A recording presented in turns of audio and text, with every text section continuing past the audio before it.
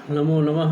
हम डॉक्टर राम कुमार झा, ज्योतिष प्राध्यापक, श्री जगदम्बा संस्कृत महाविद्यालय, बाथो बेनीपुर, दरभंगा था। रमल नवरत्नम शास्त्रीय प्रतिष्ठा द्वितीय खंड विषय चौरादि ज्ञानम प्रकार रत्नम। पिछली कक्षा में हम चौर का नामादि अक्षर, दूसरा अक्षर, तीसरा अक्षर इत्यादि जो निकालने का उदाहरण पढ़े थे। अब जन समूहों से चोर निकालने का प्रकार। अब किसी प्रत्यक्ष में के रूप में अगर 10 आदमी हैं, उसमें से कौन चोर है, इसका प्रकार कहेंगे जो कैसे निकाला जाए। एवं जन समूहस्य द्विधा भागम चकारेत तद्दुद्देशं पृथंग रमलम कृत्वा पीवं विलोकयेत एवं पुनः पुनः कुर्याद्यावतस्मादेक संख्यकः। पूर्व प्रकार से यदि प्रत्यक्ष बैठे जनों में चोर है तो ऐसा निश्चय हो गया हो तो कौन चोर है, इसका ज्ञान कहते हैं। जैसे प्रत्यक्ष जनों को 2 भाग करे, उनमें नज़दीक वाले भाग को प्रत्यक्ष और दूर स्थित को अप्रत्यक्ष मानकर पासे डालकर प्रस्तार बनाकर पूर्ववत किस भाग में चोर है इसका ज्ञान करना चाहिए। इस तरह बार बार करने से एक चोर निकल आवेगा। तो हम दोनों में कौन चोर है? तो द्वितीय रमले चैव जामातम खष्टकम भवेत अंकिसम च द्वितीय स्यात् अथवा नवमे गृहे नव्यष्टमे च प्रथमे प्रस्तारे यदि जायते तदा चौरः स विज्ञेयो येन प्रश्नः कृतः किल। एवं प्रत्यक्ष रूपेषु जने कुचौर निर्णयः। अर्थात यदि कोई आकर प्रश्न करे कि हम दोनों में कौन चोर हैं, तो इस तरह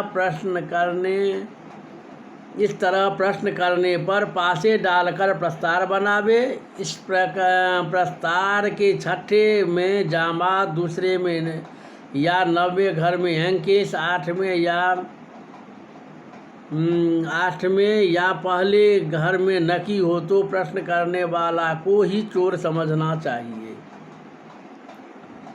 इस तरह प्रत्यक्ष बैठे जनों में चोर का निश्चय करना चाहिए। मतांतर से प्रत्यक्ष जनसमूहों में चोर का निश्चय।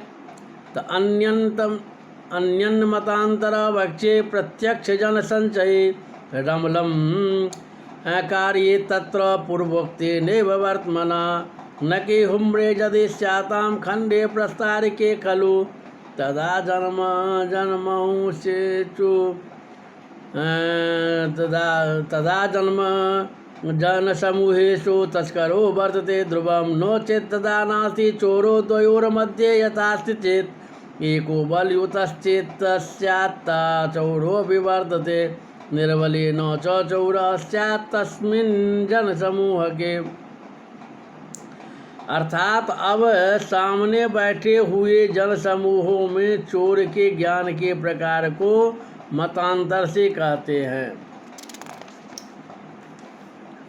पासे डालकर प्रस्तार बनावे। यदि इस प्रस्तार के किसी भी घर में नकी हुमरा दोनों सकल परी हो तो सामने के जनसमूहों में चोर है, नहीं हो तो नहीं है, ऐसा कहना चाहिए।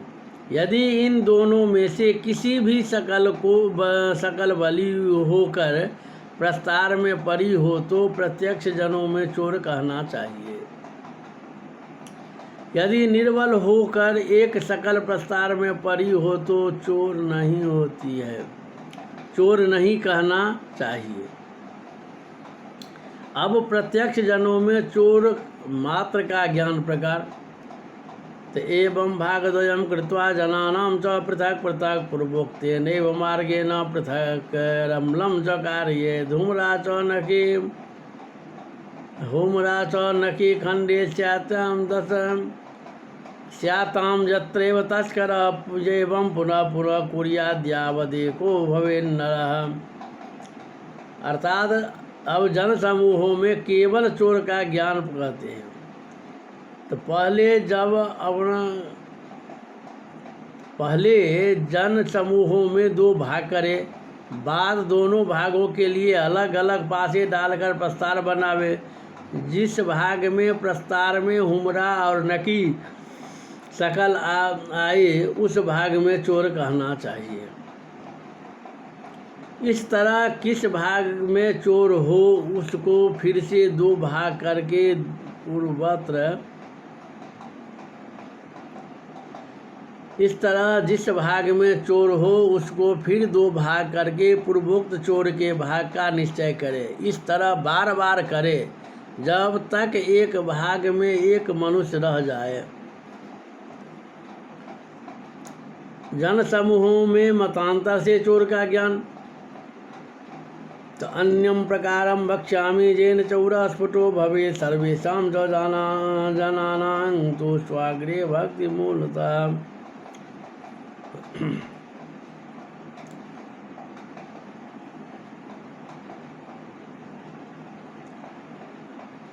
अन्यं प्रकारं वक्ष्यामि येन चोरः स्फुटो भवेत् सर्वेषां च जनानां तु स्वाग्रे पंक्ति निवेशयत् रमलङ्घे ततः कृत्वा प्रश्नं तत्र विलोकयेत्। पंचमे च यदा षष्ठे सप्तमे सकलं वदेत् अब्जदस्य मतेनैव तेकां संख्या विचारयेत्। त्रयाणां तदैक्यं च पंक्त्यां चौरजनोपरि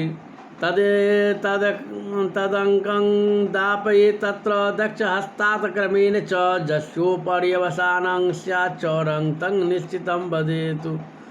पुनः संख्याधिकाङ्के तु प्रथमाधिको प्रसंक्षिपेत्।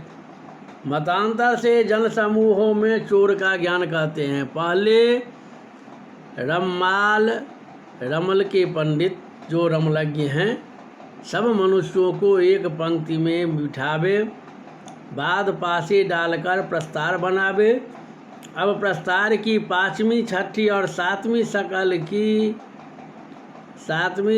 की अंग पूजा निश्चित करें। शकल की अंक संख्या अब्जदः पंक्ति क्रम से लेकर योग करने से जो दक्षिण तरफ से प्रत्येक मनुष्य पर गिनने से उस संख्या की जिस पर समाप्ति हो उसी को चोर समझना चाहिए। यदि लाई हुई संख्या के मनुष्य की संख्या अल्प हो तो फिर 2 प्रथम आदि मनुष्य में गिनना चाहिए।